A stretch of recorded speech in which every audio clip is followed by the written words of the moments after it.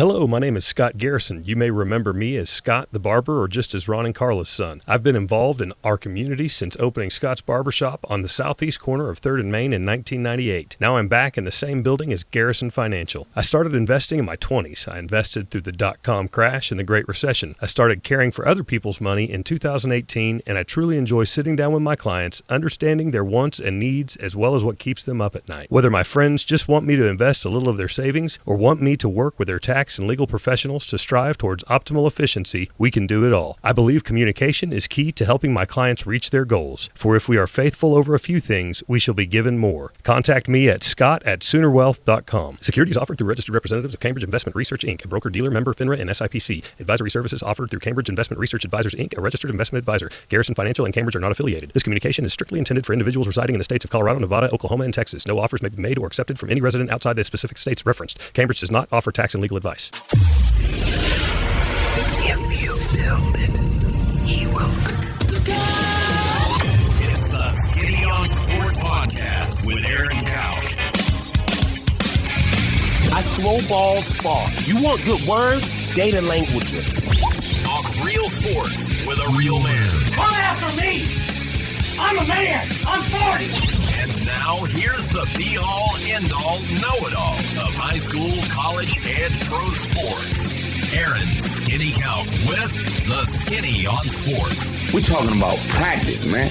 I'm the MVP. And a good Garrison Financial Friday morning out there, Western Oklahoma. Welcome to the Skinny on Sports, right here on 98.1 FM, the Sports Animal. Glad to have you along for the next hour.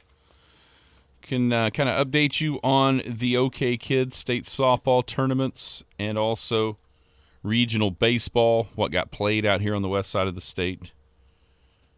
12U girls, 12U softball down in Ada. Some teams competing there as well. So we can talk about that. Obviously, the NBA draft last night. What did you think about what the Thunder did in moving up to draft what seems to be a redundancy? Or does this signal something totally different? I think we talk about this in the NFL draft, but I think this is a pick that we can discuss in the NBA draft, and that is need or fit versus just who's the best player, irregardless of position. Does it draft pick last night? Because I think in the back of our minds, or maybe in the front of some of our minds, we were pretty sure that Presti was going to draft what would be considered a project. I don't think that's what happened. And for the second straight year, you see him drafting guys, projects. Jalen Williams comes to mind. Chet Holmgren. You know, obviously the 2 pick, it's a different deal, but in the middle of the draft, kind of late lottery or so, drafting guys that are built and ready to go now. With J-Dub and now with Cason Wallace not seeming like, you know, one of these guys that you're going to play.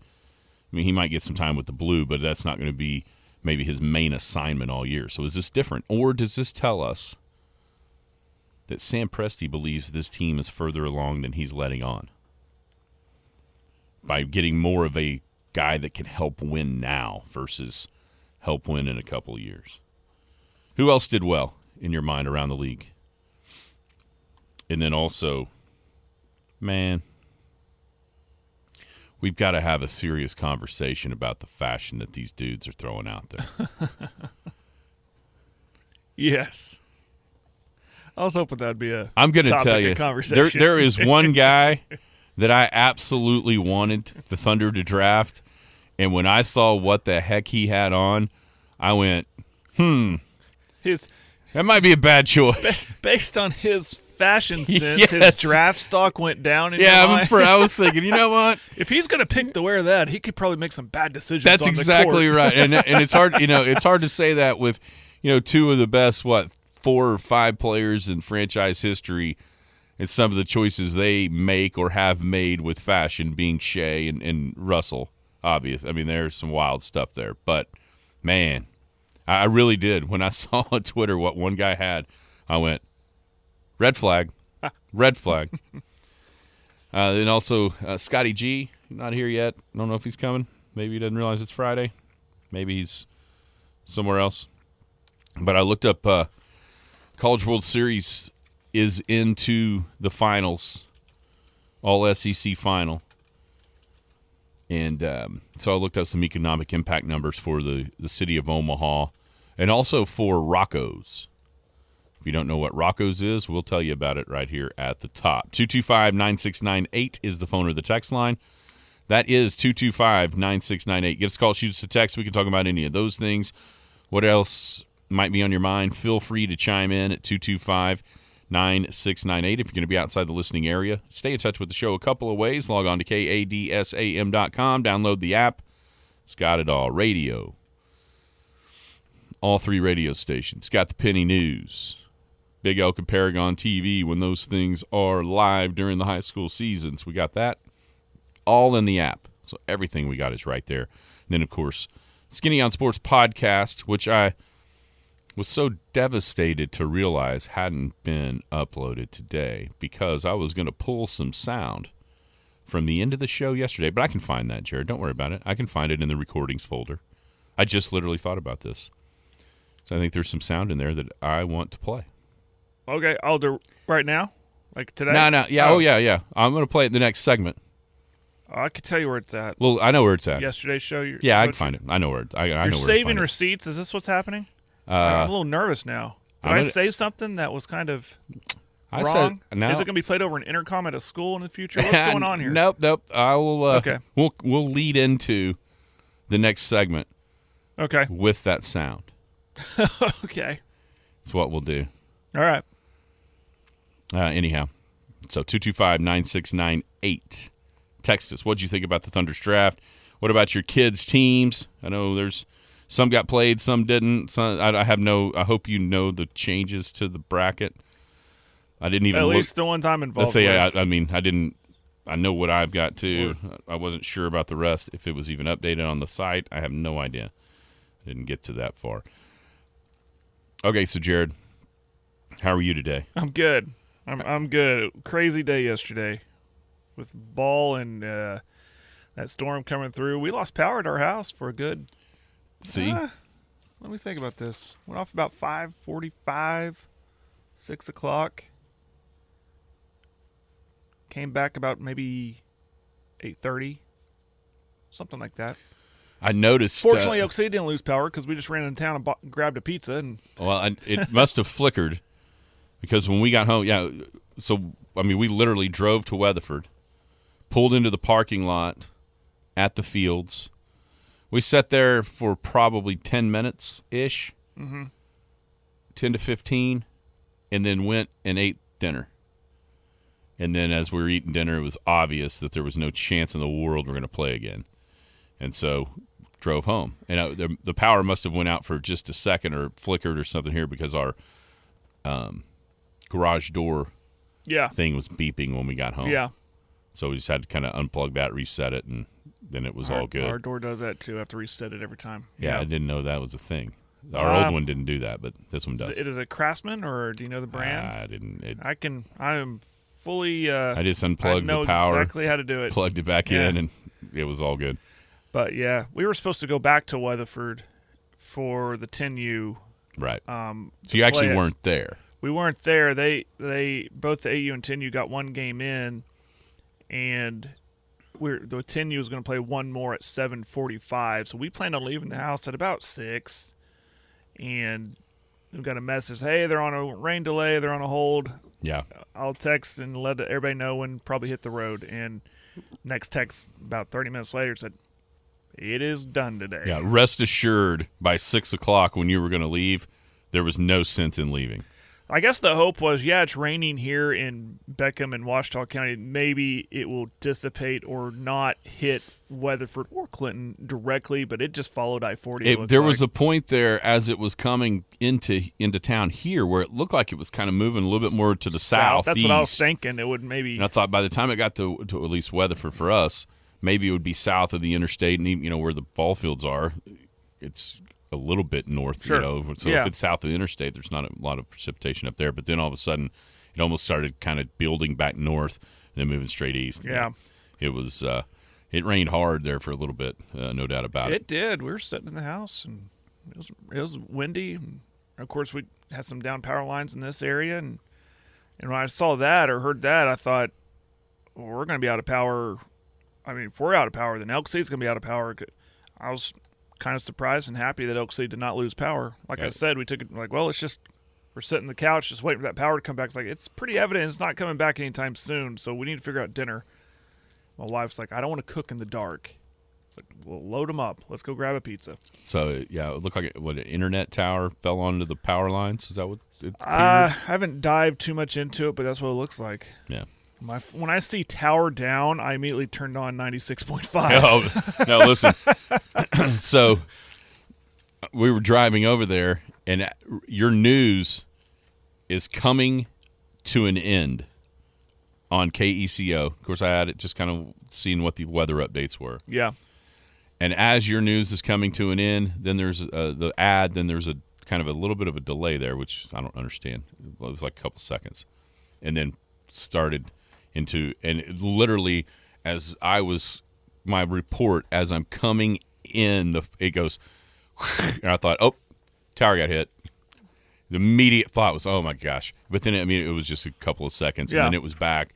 But you could tell the lightning strikes were affecting it, at least close enough to kind of scare it just a little bit. Right. But everything seemed to make it through okay, which was nice. The rain and all that, and anyhow, and just looking out that window, it looks like it could be raining here pretty quick again. I got a rain alert earlier. Did you?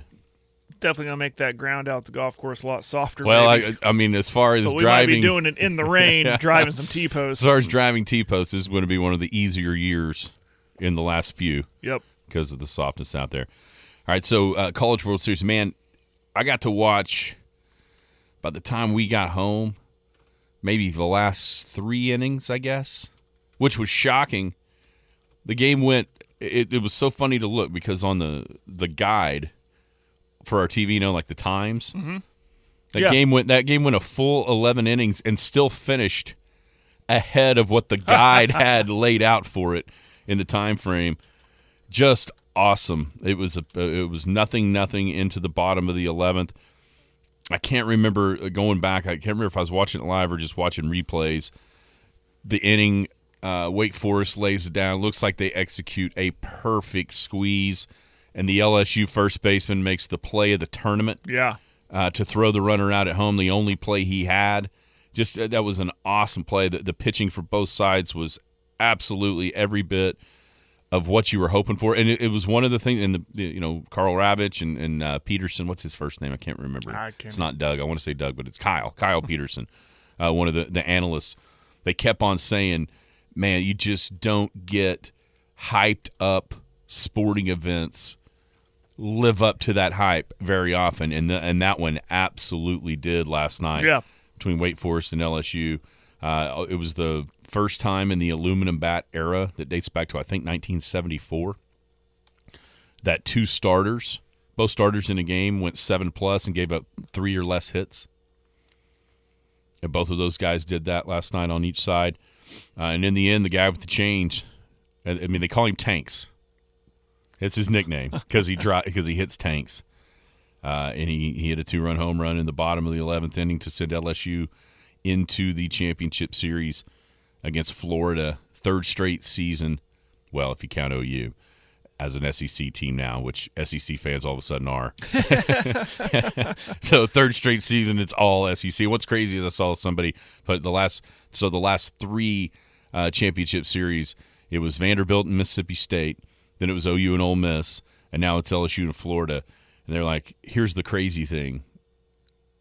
And, after next season, you could look on just the SEC regular season schedule, and that could be the series that are going on any random weekend in SEC baseball play. But, LSU, in my opinion, LSU and Wake Forest are the best 2 teams, but Florida's been really good as well. So it was an awesome game, though, last night.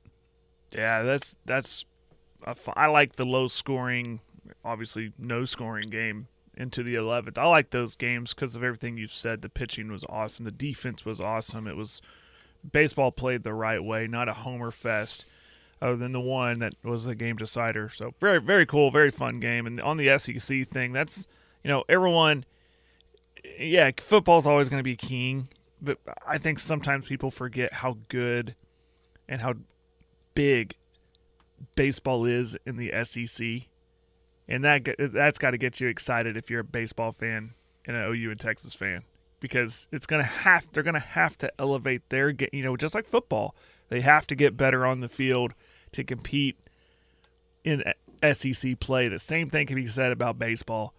They're gonna, in facilities wise too. OU especially. Texas has a nice stadium, and they will. The recruiting I think will get better because they could show that SEC logo for both OU and Texas.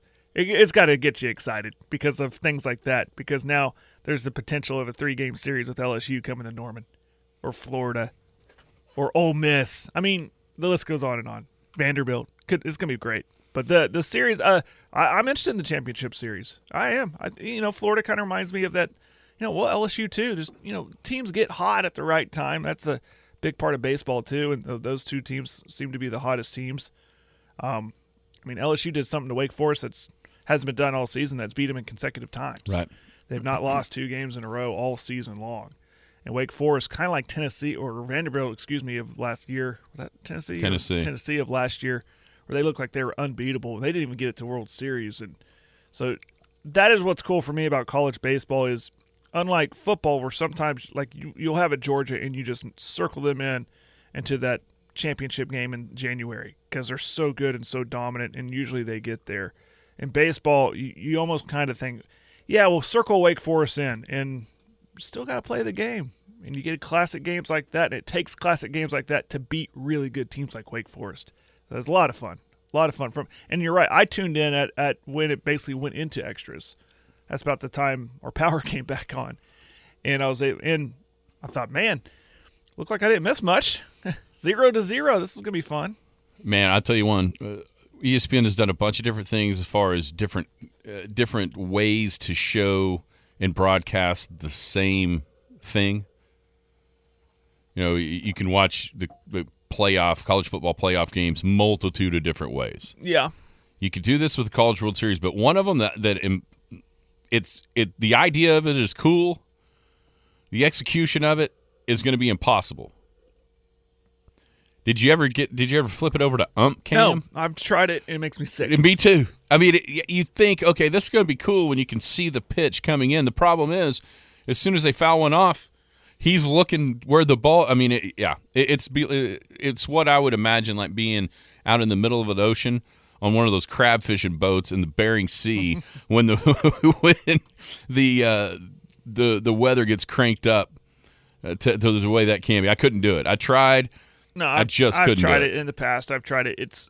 It makes me seasick. And I think from a scientific way, is your body, and when your eyes see something and it hits your brain and you react, like you anticipate, right? And that's what that ump is doing. You see his movements and putting himself in position and in the foul balls and stuff.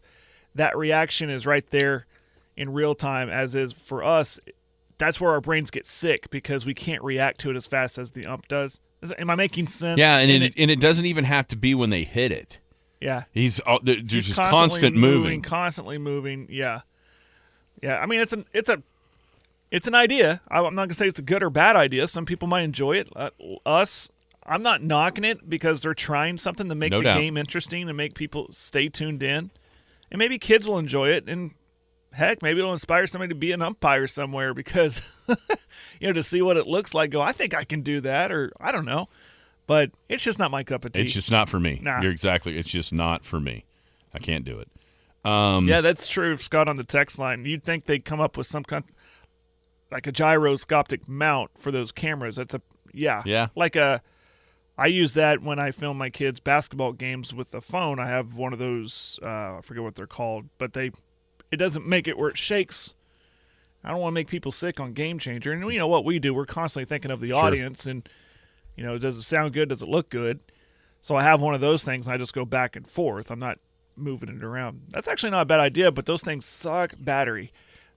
But anywho, that's actually not a bad idea. So we've talked about the economic impact to Oklahoma City with the Women's College World Series. Right. And So I looked up the numbers to Omaha. It's incredible, the difference. And there's only one day long. I mean, if both World Series went the max days, here in Oklahoma City it could go 9. At Omaha it could go 10. And the only difference in the way this is set up, other than cross bracketing, which is another thing I wish they would do, because then we might get LSU. Think about it. That was for the title last night with LSU Wake instead of just a get. Yeah. So anyhow, but there's just an extra on those if games. It's the same day in softball. It's the next day in baseball because of the pitching and the rules and just the difference between throwing underhand and throwing overhand. So that's the only difference in the setup of these things is one extra day allotted in case of an if necessary game that we saw last night to get into the championship series. What do you think the difference is in money and in the economic impact to the city? I'm going to guess pretty big difference. It's over 3 times bigger. $25 million to Oklahoma City, 25 to 30. It was somewhere in between there, north of 25, south of 30. 88.3 to Omaha. You think is that just simply attributable to the extra 7,000 or 8,000 people in the stands? Maybe that then spend the money outside as well? I have a little bit of a theory. Okay. A little bit of a theory. In this year's, for example, in last year's College Women's World Series, the Women's World Series, you had OU and OSU. 2 teams that didn't have to stay in hotels. You're not buying hotel rooms. Yeah, that makes sense. Okay. But up in Omaha, I didn't see Nebraska there. I didn't see Creighton there. Right. Right? So, yeah, that just a theory. But that makes up some of it, sure. Yeah. But sure, that doesn't make up bigger, more seats. 60 million. Yeah, worth, more seats. Omaha does a great job. They built that new stadium a few years ago, and it's a destination, and kind of like what Oklahoma City. And I really think Oklahoma City took the model of what Omaha did, and because they made it into a vacation destination. Like, that's the weekend or the week you circle. If you're a softball fan, we're going to go to our vacation time is going to be in Oklahoma City to go to the World Series. I think a lot of people, and I know people around this area that will drive up to Nebraska and take some of their kids and their teams and stuff up there to see this. Same thing. We're seeing a lot of little girls go over there. So, but I think the OU-OSU thing is a thing. Yeah, I think that helps. Just a little bit. Not 60 million worth. No, not that much. But if you add another 8,000 to 10,000, I'm not sure how big that stadium is. I'm sure it's 20-ish. And maybe for this, it's even higher than that. Yeah. I mean, I just got a text. Oklahoma's the only one that cares about softball. Yeah, except for the stadium is full every single game with 13,000 fans. I don't wish this upon OU or OSU of not making the World Series, but I would be interested to see if a year when they both don't make it, will those stands be as full? You know what I mean? Sure. Will they be as full? And well, at 11 a.m., no. No. If Oklahoma or Oklahoma State's not playing, the answer to that is no, which it's not up there, But at night, I mean, here's the thing that I don't think people realize about that College World Series on the women's side. It has grown into a thing that people want to go to without a rooting interest. Does it help to have OU and OSU? Hell yes, obviously. But it's like what you said it's becoming that for the softball, as baseball has been in Omaha. Mm-hmm. I have a buddy that we go to church with. He played at ORU. They were up there last weekend, and he was like, "Dude, you got to do it. You have to do it."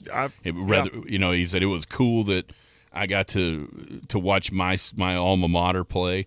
But he's like, it's just one of those things that you have to do. If you have he's like, you've got Wyatt. It's something y'all have to go do. It's just one of those events that you need to be at. Yeah. Now, so another thing that goes along with this, I guess across from the stadium, like across the street, there is a drinking establishment named Rocco's.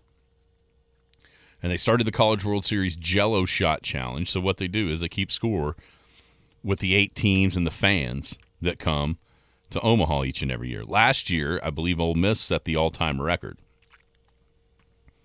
in their trip to Omaha. Shocker, right? An SEC school. Well, guess what? Yeah. That record has not only been broken, it's been obliterated, and now with LSU in the championship series, so they get all day today with no game, for sure tomorrow and Sunday, and maybe even Monday. LSU is doing to the Rocco's Jello Shot Challenge record what Tom Brady did over his last 5 or 6 seasons, just running up the score to such a level that nobody is ever going to catch it. They're just shy of 30K at the last update. I think Ole Miss was 19,000. So they're gonna more than double up this record by the time it's all said and done. And I'm not shocked. Oh, heck no. Going into this, we looked at all the schools and went, yeah, LSU might be the school that's going to be the school to beat. And then we probably said break records. But I was saying off air, I was kind of impressed with ORU's showing. Yeah, so here's the leaderboard. You got it updated? And the last update, which the next one will come at 1 o'clock. But the last update, which is 10 hours ago, I'm sure right there before closing time. LSU. Wait a minute. They'll do an update at 1 o'clock today? Yes. How many people are going to get Jello shots? Well, if you're an LSU fan, probably all of them. So LSU's got 29,023. It's, let's see, 7, 14, 21, 23. That's more than everybody combined. Unreal. It really is. It's just, okay, so you got 2. That would be 28. Yeah. If it's not, it's real close. In second place, Wake Forest was 7,561. TCU was 4,662. And then, ORU, fourth on the list at 3,190. Good job by the Golden Eagle fans. Florida, 2,371. You'd assume they would come up. They might not get to Wake Forest levels for second, but they probably pass ORU, maybe TCU as well. But the squares, who knew that Virginia, their fans were such squares? 764? What an embarrassment. I know they went 2 and Q, but jeez. I would say they're the this is a party, right? So they're the fuddy-duddy at the party. Everybody knew Stanford was going to be, right? Yeah, but I think what was Stanford? 790. Well, so Stanford showed up to the party and they just sat on the couch. Virginia didn't even show up to the party there. They maybe made an appearance and said, "This isn't for me," and they left, just like their baseball team. We can't smoke our cigars and drink our scotch. Question: how many after the bomb last night? At one point, that's a good question. So, probably if this was 10 hours ago at 1 o'clock in the morning. Or 11 o'clock in the morning, 11 o'clock at night, or whatever that be. My math's not working right now. At 7, during that game, they were at 21 something. So there was 8 more thousand from I don't know, let's say the 4th inning on. That is unbelievable. Holy cow! And of course that gets afterwards too. You know good and well that there were some celebratory Jello shots. I wonder how many Livy Dunn did. She's there. Do you think there were let's say teams that get eliminated and fans hey, good job, you beat us. I'm going to buy your shots. Put this on LSU's tally. Yeah, probably not to LSU fans. Nah. From the stories I've heard about them. Oh, no. Not at all. Maybe so, though. That's an amazing number. That's an amazing number that's only going to go higher. I saw. I bet they get to 40. They were doing a thing. They'll have a thing between. They might get to 50. Maybe. And they had a camera crew in there, and there's Rocco's, the famous Jello shot, da-da-da. And they saw an LSU fan and had a tray of them and was trying to hand the camera guy one. I'll just wait for the camera guy to go, no, I can't. I'm working. It was funny. And he's trying to hand him a purple one of all things. I saw one. Couple of trays worth that was $1,000. They bought in one purchase was $1,000 worth of Jello shots. Unreal. So with that tally, the latest update, they have sold 50,521. Well, there you go. We had this number. So LSU's not quite more than everybody combined because they're at 29 and the total is 50. So they're close. No, they are. I'm sorry, they are more than everybody. It's 29 for them, and take away what they've done. 21 for everybody else. Yeah. $252,605 generated because they're $5 a shot. It's pretty good promotion. Somebody at Rocco's, either Rocco himself or somebody else needs a raise. I'm telling you what. Because there's no chance in the world they would sell $250,000 worth of Jell-O shots if there wasn't a competition attached. Yeah. No way. I've been watching a lot of Bar Rescue. Yeah. He's not going to have to go to this place. No. I think they're okay. I mean, unless they're just awful the rest of the year. This might get through the rest of the year. No doubt. We'll be back. Hello, my name is Scott Garrison. You may remember me as Scott the Barber or just as Ron and Carla's son. I've been involved in our community since opening Scott's Barbershop on the southeast corner of 3rd and Main in 1998. Now I'm back in the same building as Garrison Financial. I started investing in my 20s. I invested through the dot-com crash and the Great Recession. I started caring for other people's money in 2018, and I truly enjoy sitting down with my clients, understanding their wants and needs as well as what keeps them up at night. Whether my friends just want me to invest a little of their savings or want me to work with their tax and legal professionals to strive towards optimal efficiency, we can do it all. I believe communication is key to helping my clients reach their goals. For if we are faithful over a few things, we shall be given more. Contact me at scott@soonerwealth.com. Securities offered through registered representatives of Cambridge Investment Research, Inc., a broker-dealer member FINRA and SIPC. Advisory services offered through Cambridge Investment Research Advisors, Inc., a registered investment advisor. Garrison Financial and Cambridge are not affiliated. This communication is strictly intended for individuals residing in the states of Colorado, Nevada, Oklahoma, and Texas. No offers may be made or accepted from any resident outside the specific states referenced. Cambridge does not offer tax and legal advice. The Skinny on Sports. This is one of the most awesome experiences of my life because I'm getting to drop it right now. I can't believe it. Welcome back, Skinny on Sports, 98.1 FM, the sports animal. Dadgummit. Dag-nabbit. I was visiting with you during the break and forgot to clip out that sound. I'm sorry. Dropped the ball. Did you figure out what it was, and that's why you distracted me? You're going to have to tell me. From being able to You're going to have to bring me up to speed here. What is this sound you speak of? To do it the next break? No, we really need... okay, yeah. Here's what we're going to do. Let's talk about the... we'll be right back. No. Let's make a change. We'll talk draft at the end. Let's update everybody on the OK Kids softball regional baseball tournaments in this segment. Then because it's draft related. What I need to clip out is draft related. Gotcha. Okay.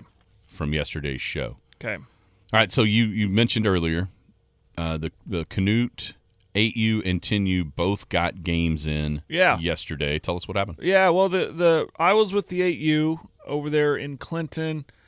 Took on a really good, seasoned Washington team. I say seasoned, they're a little older than our girls, but they could swing it. I'm not trying to build it in excuses. They could play some ball, they play defense. They quickly got up on us in a hurry, and eventually that lead expanded to 11-0. Got to the point where they needed a couple runs, and that would have been it for a run rule. Then our girls stepped up, got 3 up, 3 down, came up, had a great inning, and but came up short. Had a chance in the 5th inning to possibly push a few runs across the plate and maybe even win the thing because we were the home team. Couldn't get done. Lost 11-7. So it just got it. I think, again, not trying to build in excuses, but keep in mind a lot of these girls are 6 years old, just finished kindergarten or 1st grade, and that was their very first of, we hope, many state tournament games between now and the end of their high school careers. So whoa. Yeah. So you're telling me that a majority of this team can play in the same be 8U for 2 more years? Yeah. Oh my. There's a lot on this team, and I don't know if people realize this, that still qualify to be T-ballers. Oh dear. But we brought them up because we needed the numbers, and you can play them up. Sure. And parents agreed that's fine, and it's like, hey, we're gonna take our lumps. Well, and our man Jeremy Gray, God bless him, because he's the calming voice to my panic. And there's time like last fall, and I give all these girls the credit because they put in the work. But last fall, I'm thinking, what are we doing? What are we doing here? And here we are. They go and win a league title a couple weeks ago, and they made their goals to make the state tournament, and they did that. And that doesn't come by, there may be a little luck involved, but they put a lot of work in, a lot of the self-work at home. Yeah, that's awesome. Don't I didn't realize they were that young. Yeah, they're young ones. I thought this was just like, when you say young, I was thinking, well, next year they'll be there's 2 more years till they're the oldest ones in the division. Correct. Good grief. Yeah, but back to the game, they're making those young mistakes, because we'll say, hey, 2 is hot, throw it to second, not just field it and throw it to first every time or touch your bag wherever it may be. We're making those throws, and we just made some mistakes. And when they calmed down, they got the outs like we've been doing all season long and putting the ball in play and aggressively running the bases. It was just too little too late. Got too far behind And couldn't catch up. And I don't doubt that Washington team will make the finals. That they're that good. They're really, really good, really well coached. So that ended their day. If they had won, they would have played at 7:45 last night. But their day ended, and we're going to turn around and play today. 10U, I wasn't there, so I can't give you the particulars, but they had an easy outing against Dibble, like 11-2. 12-2. 12. Thank you. 12-2 is the final in that one. Looking at the box, a lot of the girls up and down putting bat the ball. I was told Dibble didn't have the greatest of pitchers, but she was throwing strikes, but wasn't that fast. And the girls were fundamentally just putting the ball in play, and as expected, and good pitching behind our girl Emma Elliott. So they'll advance. They take on Dale, and I was kind of paying attention to that. You were too. Cheyenne had a 7-1 lead going to the bottom of the 5th, and Dale just came back and won the game. Took it to an extra inning. I think Cheyenne actually took a lead in that extra inning, yes. and Dale was able to tie it and eventually win it 9-8. Devastating loss for Cheyenne, because that would have been fun to have a Canute Cheyenne again matchup. That would have been the 3rd time this year, and we're very familiar with each other. But now the 10U Canute girls will get Dale. So do you want me to go over the? I've got them all. Have the updated? I've got them all pulled up. Yeah, they've actually been updated. Did they do it on the website? They did. Very good. Okay, it was being sent to me. So if you have it, roll it off. Yeah, I've got it right here. So let's start with the. This is the red bracket at 8U over at Clinton as it starts pouring down. I was going to say, you're going to give these times, and it's probably the time point here in about an hour. Yeah, here's time. Times don't matter, quite frankly. But here's what the matchups will be. So in the red bracket in the 8U over at Clinton on the girls the softball side, Washington beat Canute, so they're into basically the kind of the semifinals of the red bracket. They'll play the Moreland Lady Cats. As Moreland knocked off Elgin Red. So and we've seen Moreland, and I can tell you that Washington Moreland game is going to be Moreland. This is Moreland Lady Cats 2K14. There's two different ones. No, it's the same one. We've seen them. We saw them. So, yeah, because I noticed there's 2 Moreland Lady Cats in the 8U. This might shock you, but crazy. They're coached by a DeWalt boy. So okay. From Moreland, if they're coached by one of those guys, they're going to be pretty good. Then you got the Hobart Freeze. Hobart won 2 games yesterday. They were able to get both of them in. They beat Thomas, and they also beat Purcell. You'd mentioned that Hobart in the league here was a good team, so they're into that semifinals of the red bracket. They will play the winner of Blanchard Diamonds and Arapahoe Butler Indians. That game did not get finished yesterday. Then you said Canute will play Thomas. Winner of that one will play Elgin Red. Purcell Elite will play the loser of Blanchard Diamonds and Arapahoe Butler Indians. So that's the 8U red bracket over in Clinton. In the blue bracket, you had the Weatherford Wildcats knocking off the Moreland Lady Cats 8-7. So the Wildcats of Weatherford will play the Merritt Storm. The Storm doubled up the Blanchard Bombshells 8-4. Then Chickasha Bat Attitude beat Sentinel, I think it was 8-1. They await the winner of Clinton and Morris. That game didn't get played. No. Sentinel will play the loser of that game tonight, hopefully. So now we go to over in Weatherford with the 10U. Canute beat Dibble 12-2. They'll play Dale, who you said knocked off Cheyenne in extra innings. That's the only semifinal that's ready. Nobody else is there yet. Cyril and Middleburg, Thomas and Hydro Eakley. Cheyenne will play Dibble in an elimination game down in the other side of that bracket. Then in the red bracket, Elk City was 2 touchdowns better than Okemah, 21-7. They get the Chickasha Bat Attitude, who beat Cordell 10-3. Cordell will play Okemah in an elimination game. Burns-Flatdale City lost to Morrison. They're in an elimination game awaiting their opponent. That'll either be Moreland or Weatherford. So Elk City Elkets, Canute, both into the semifinals of their respective brackets. Then down in Ada at the 12U state tournament, we've got an all Western Oklahoma, I guess you'd call this semifinal. The Elk City Elkettes were flat-out dominant yesterday. I've seen that 12U team play. They are good. They scored 17 runs in the first inning against Fletcher. 17? 17-0 after one inning. They beat Fletcher 19-3.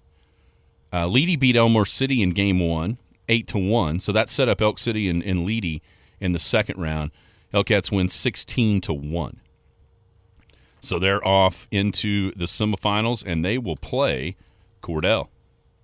Cordell blanked Noble 12-0, blanked Preston 6-0. So either Elk City or Cordell, the Lady Blue Devils or the Elkettes, will be in the 12U state final after tonight down in Ada. Then that sets up, let's see, Leedy would go to F. So they're here. They're awaiting the winner, of Noble and Clinton. Fletcher will play Preston. That's who Cordell beat. So Preston will play the winner of Fletcher and Elmore City.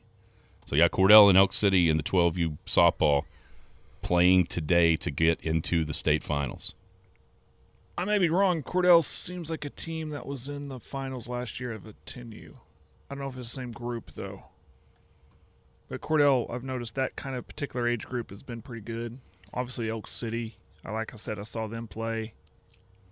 You noticed something about Cordell's two games. Tournament. You know what I noticed? Zeros.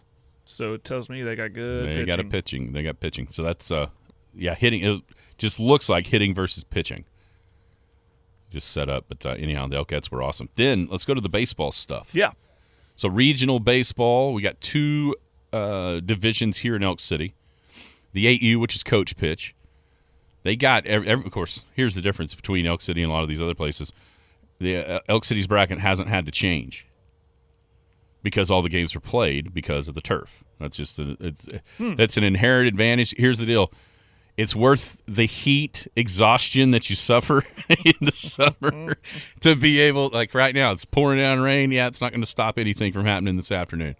That's the one advantage. You take some, you win some, you lose some, and this is clearly a win with what's going on weather-wise here in Elk City. So the 8U and everything's on schedule. The Elk City Bombers got 2 wins yesterday in the 8U. 15-5 against Lakiba Sickles, 10-8 over the Altus Drillers. So the Elk City Bombers will play Navajo 6:30 tonight for a spot in the regional final and, more importantly, a spot in next week's state tournament. So the winner of that is guaranteed to be in the state tournament. The loser will have to win a game and then play the other one in the finals, have to beat them twice to be regional champs, but both of those teams will go to state. So the Elk City Bombers, chance to make it into the state tournament tonight at 6:30. The Elk City Smash were defeated by Navajo. They will play at 5 against whoever wins the Arapahoe Butler Lakiba Sickles game. So they'll have to come back up, win maybe 2 games to play the loser of Navajo and the Bombers. So a couple Elk City teams there with chances to make it to the 8U state tournament. Then 10U, the Fire Frogs lost to Navajo 16-2. They'll play at 1 o'clock against the Hobart Hitmen, trying to get back into that state tournament. Then 12U, nothing happened at Weatherford. At least the game started, didn't even get close to finished. So today, it's 1 o'clock and 3 o'clock.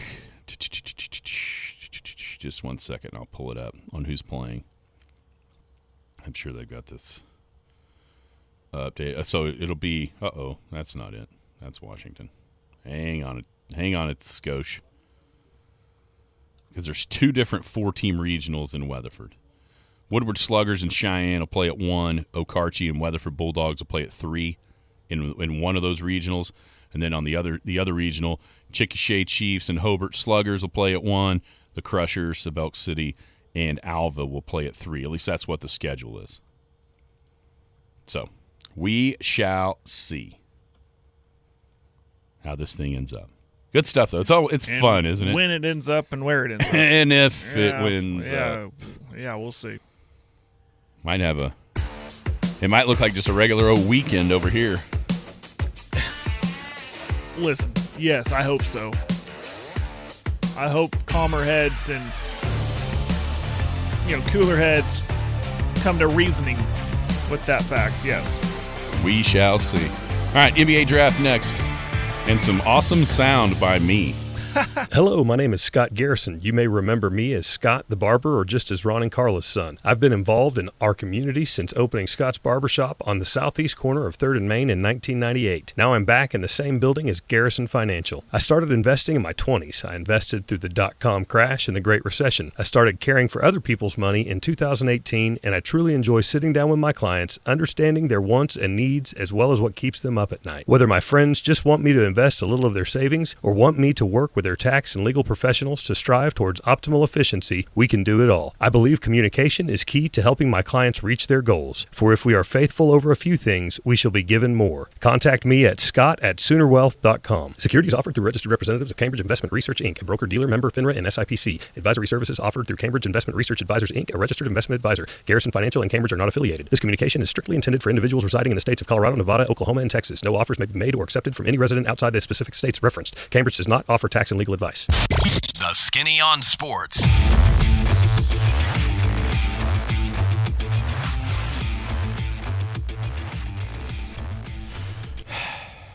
Why don't you just tell us what you said?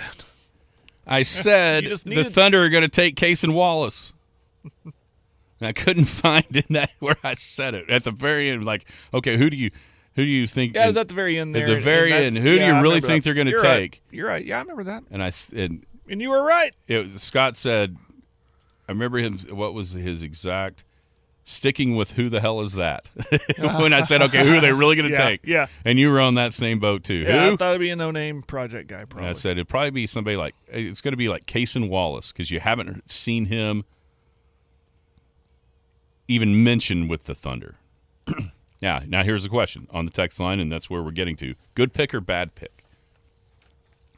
With Wallace, or the question? Yeah, that's is Case and Wallace a good pick or a bad pick? I think you kind of alluded to it in the opener. I think it's a good pick. I think the one-and-done guys from Kentucky have fared well in this league, under Calipari especially. So I think this is a good pick. I think he'll be an immediate guy. Maybe a little bit of a development. Obviously, summer league stuff. You mentioned OKC Blue. I think he can be an immediate guy and an asset to this team. How about you? He does a lot of things well. The one thing that he's not is kind of different than some of the other things that they have. And I think that's the one knock from fans was, another guard. Another guard. Well, I think that this does a few things. One, he's a solid basketball player, and he does a lot of good things, and he defends his tail off, but he's not – but you know what he's not? He's not one of the guys that we've seen in the past where he's defense, but gosh, he's got to figure out a way to refine offensively. He's a pretty good offensive player already, way ahead of some of the other guys we've seen Sam Presti draft in the past that were essentially all defense and try to figure out a way to be able to shoot. Yeah, he's 6'2". He's a guard. I think what attracted Presti to him is his defense more than anything. Oh, there's no and here's what Oklahoma City has. And Chet may be able to be put into this category as well. We haven't seen him on the NBA level, but at least in college he was able to do a little bit of this, what I'm about to say. But Oklahoma City has all 5 guys that can do 2 things. Guard and handle. Do they have enough guys to make shots from the outside? Yeah. We don't know. But what they are is multiple. What they are is positionless. This is what the league is in a lot of ways if you don't have Jokic. Right? Yeah. And not a ton of people have Jokic. If you don't have Giannis or you don't have Embiid. Everyone else kind of plays this way. And so, in that regard, it's just stacking guys, stacking talent, and we'll figure it out later. Which I like this approach more than the cookie cutter, okay, we got to have a point guard, a shooting guard, a small forward, a power forward, and a center. Just not the way the league is anymore. Unless you find one of those, 3 or 4 guys? And I'm talking about the center. I mean, guards and wings, yeah, whatever. There's a bunch of those. But literally outside of Jokic, Embiid, Karl Anthony Towns maybe on that level, Giannis, outside of those teams, who else has that? Nobody. And so in that way, I think it's good. Another thing that I think we can start the countdown clock on something else as well with this draft pick. I think we can start the countdown clock for Lou Dort's time in Oklahoma City. Oh, really? Yep. I think we can start that clock. When does it end? When's the zero strike? That will depend on exactly how good this guy is, exactly how much Jalen Williams, Santa Clara, grows as a player. There's some variables in there. But to me, the countdown has started. When you can start really considering moving Lou Dort off of this team to another one. At least that's in my mind, because when you think about the guys that are there, Shea is clearly higher on the pecking order than Lou. Chet right now is. We'll see. You know what I'm saying? But right now, Chet is clearly higher on the pecking order than Lou Dort. Then you get down here to kind of that choice. Is it Giddey or is it Dort? Right now, I believe Giddey is higher on the pecking order than Lou Dort. I believe Jalen Williams is going to be higher on the pecking order. And then, so now you're down to pay Lou Dort $17 or $18 million or pay Cason Wallace 3 or 4. And if you're getting 80 to 85% of the production for 25% of the pay, it's an easy choice, right? And then you move that to get something else as the team develops. I don't think it's this trade deadline, because I don't see the Thunder's trajectory being quite that high. But next, in that 24 season, I guess next year will be the 20. So like 2024, 2025 trade deadline. If I was Lou Dort, I'd start packing my stuff. That's what I think this signals, and it also signals another thing. Sam Presti cares not for drafting need over drafting who he thinks is the best player. I think we knew that going in, though, right? Kinda, but sometimes it felt like, he almost pigeonholed himself into a need. I need a wing that's long. That he always needed one that could shoot. Never found that. Yeah. I was wanting the shooter last night more than anything, but that's what I was saying. Sam does what he does, and it's always in Sam we trust. But I'm with you on this pick. I think it is an immediate help to the team. It's an attempt to make them better now and not later.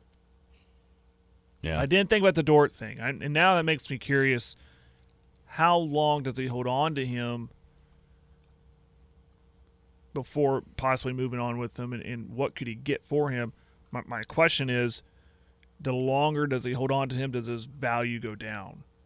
Because the perception of they drafted his replacement, do we really want this guy?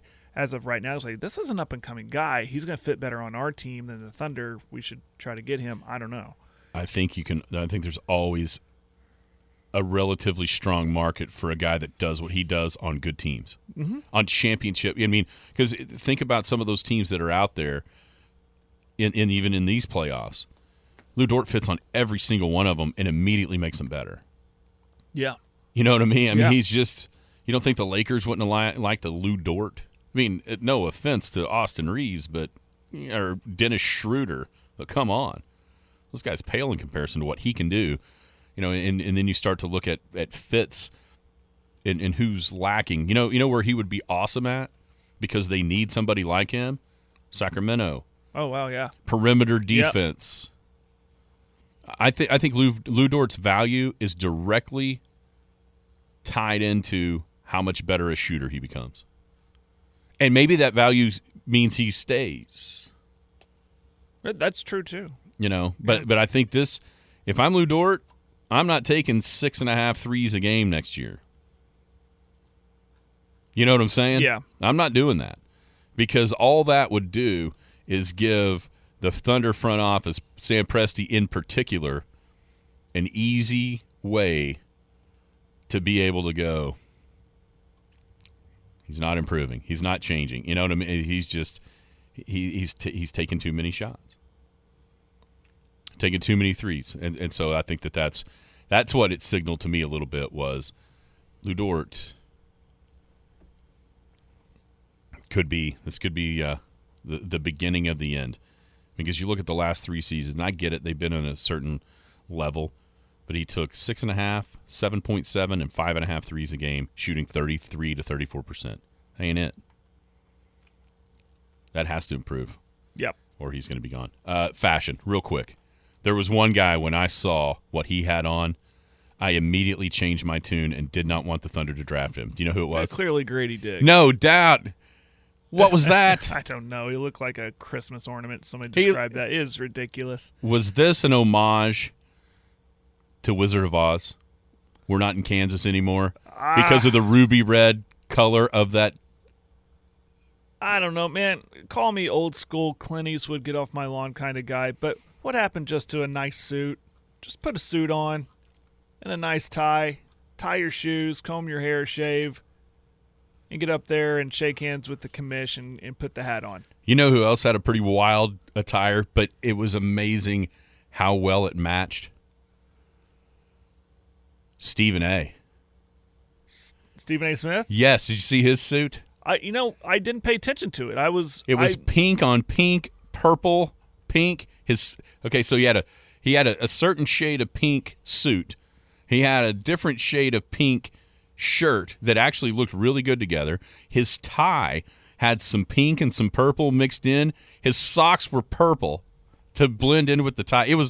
What an amazing job by whoever put that suit on Stephen A. to get a lot of the matching things working. Yeah, Grady Dick and me. There was 2 things. I know a lot of people have said this, and we got to get out of here. But there was 2 things that people said as leading up to the draft, like, oh my gosh, I don't want him. One, for me, was Grady Dick's suit last night, or that at least the coat. It was just ridiculous. And number 2, did you happen to hear who Brandon Miller called the greatest player of all time? Was it? No, it was Paul George. Yeah. Yeah. Yeah, so I don't know if I trust him with anything if he thinks Paul George is the greatest player of all time. Right. I'm about to move off of him, too. I know, by the way, he was at a shooting. That probably should tell you a little bit of something about what he thinks and his decision-making. But put those 2 things together, looks like MJ's final pick with Charlotte could be a bust. By the way, maybe we forgot to talk about that. How about MJ? Think he made a pretty good financial deal? On selling or buying and selling? Yeah. I would maybe. I think it was $180 million that he bought it, and his part was $2.1 billion that he just sold. Oh yeah, then that's a good deal. Yeah. Yeah. You think? He's always made good decisions. His return, or his revenue off of that sale at $2.1 billion was more than he's made in his whole life from Nike. Wow. You know how much that is? $1.88 billion. Wow. We keep on using the word B with Michael Jordan. Michael B. Jordan? Yeah, it's been a Garrison Financial Friday. Everyone have a great weekend. You've been listening to the Skinny on Sports podcast with Aaron Cow. Be sure to hit that subscribe button to get alerts of when the latest podcast is available. Thanks for listening. That ball is blistered to right. Way back. Goodbye.